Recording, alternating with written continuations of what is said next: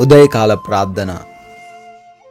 అద్వితీయుడా, ఆరాధ్యనీయుడా, ఆలోచనకర్తవై ఉన్న మా ప్రియ పరలోకపు తండ్రి, మీకు స్తోత్రాలు నాయనా, స్తుతులు చెల్లిస్తున్నాము.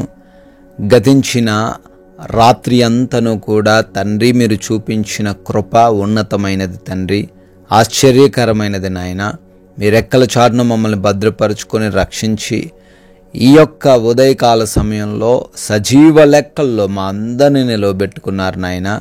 అయ్యా, మేము సజీవులంగా ఉన్నామంటే అది మా బలం, మా శక్తి, మా జ్ఞానం, మా ధనం కాదు తండ్రి. కేవలం కూడా మీరు చూపించిన కృపను బట్టే మేము జీవించగలుగుతున్నాం నాయన. స్తుతులు చెల్లిస్తున్నాం, స్తోత్రాలు చెల్లిస్తున్నాం తండ్రి.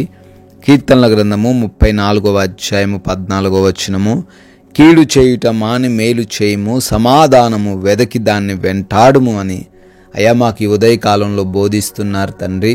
అవునయ్యా, కీడు చేయడం వల్ల మేమే సమస్యల్లో పడతాము అని, అయ్యా మేలు చేయడం ద్వారా మీ కృపను పొందుకుంటామని తండ్రి మాకు తెలియజేస్తున్నారు. మీరు చెప్పిన విధంగా ఈరోజు జీవించుటకు సహాయం అనుగ్రహించండి.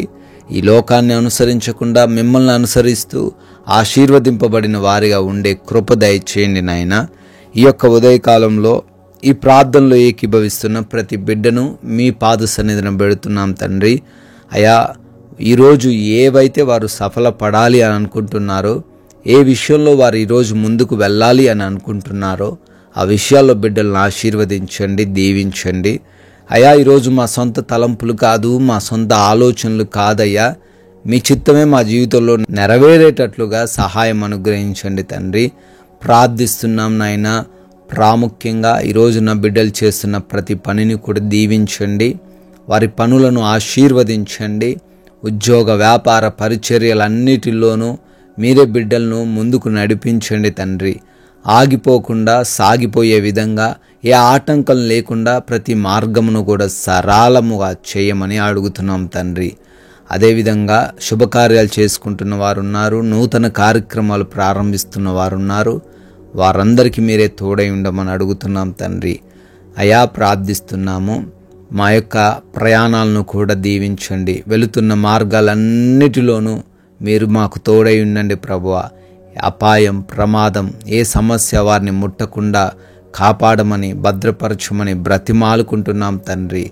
అయా, క్షేమకరంగా ప్రతి ఒక్కరిని వారి వారి గమ్యస్థానాలకు చేర్చమని అడుగుతున్నాం ప్రభువా.